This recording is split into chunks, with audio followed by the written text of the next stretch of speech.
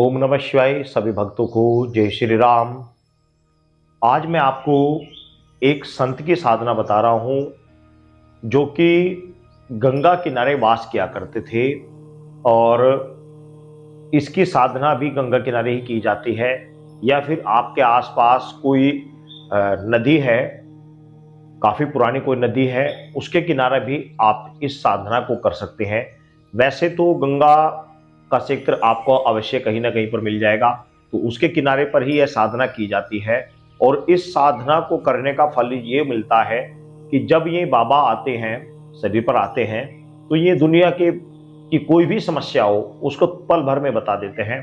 कोई भी किसी का कुछ भी कार्य अटका हुआ हो उसे पल भर में उसका उपाय बता देते हैं।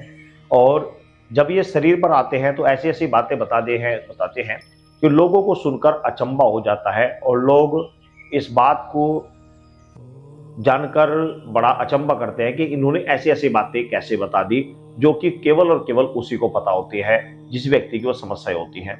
तो यदि आप भी ऐसी साधना करना चाहते हैं और इस लाइन में आगे बढ़ना चाहते हैं तो आप इस साधना को कर सकते हैं।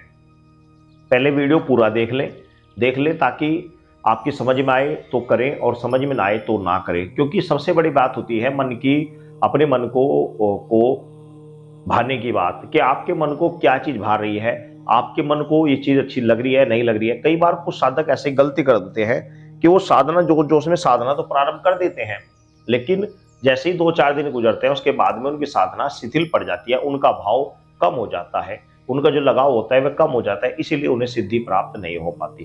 तो पहले साधना को समझे, जाने, उसे सुने अच्छे प्रकार से। यदि मन हो तब साधना को करें, लेकिन इस विषय का ज्ञान होना अति आवश्यक है, क्योंकि इससे संबंधी आपको कहीं पर भी ऐसी साधना संबंधी व्यक्ति आपको मिल सकते हैं। तो आप उनसे, जब आपको ऐसे कोई व्यक्ति मिले और आप उसके सामने बैठे हैं, तो आप किस तरह की बातें उनसे करें ताकि आपको वहां से लाभ हो सके, तो ये सभी चीजें आज इस वीडियो में आपको मिल जाएंगी। तो इन बाबा का नाम होता है खोजी बाबा। ये खोजी बाबा के नाम से गंगा किनारे एक संत हुए हैं, गंगा किनारे इनका वास था। और दूसरी भाषा में यदि बताऊं तो इनको सपेरा भी कहा जाता है, सपेरा। और इन्होंने अपने जीवन में बहुत सारे चमत्कार किए, काफी चमत्कार इन्होंने किए। तो ये खोजी बाबा के नाम से मशहूर हैं और बहुत सारे भक्तों ने इनकी साधनाएं भी की है और काफी भक्तों को इनका अनुभव भी हुआ है। तो यदि आप गंगा किनारे रहते हैं या गंगा आपके आसपास को बहती है तो आप उसके किनारे इस साधना को कर सकते हैं, या कोई अन्य नदी जो काफी पुरानी नदी हो उसके किनारे भी इस साधना को कर सकते हैं। इस साधना को करने के लिए ज्यादा तामझाम करने की आवश्यकता नहीं पड़ती। केवल और केवल आपको यह साधना 11 दिन करनी होती है और 11 दिन करने के लिए आपको ज्यादा लंबा चौड़ा कोई कार्य करने की आवश्यकता नहीं। आपको सिर्फ और सिर्फ 1100 यानी कि 11 माला रुद्राक्ष की माला से 1100 मंत्रों का आपको जाप करना होता है। यानी 11 माला आपको रुद्राक्ष की माला से जाप करना होता है। इसके अलावा आपको करना क्या है, आप देसी घी का आप गंगा किनारे एक दीपक जलाएं। उनके साथ में ही आप कोई भी हो 2 पीस मिठाई के आप उनके पास में रखेंगे, धूम बत्ती जलाएंगे इन बाबा के नाम से, बस। और इन बाबा के नाम से जलाकर और आपको उसी गंगा किनारे में अंदर पानी में यहां तक खड़े होकर आपको यह मंत्र जाप करना है। इस मंत्र को जाप करने में आपका आधा से पौन घंटा लगेगा, आपका आधे से या पौन घंटा आपका इसमें लगेगा। और 11 दिन के अंदर ही वह बाबा, 11 दिन से पहले ही आपके स्वप्न में आकर वह बाबा आपको दिखने लगेंगे, आपसे बात करेंगे।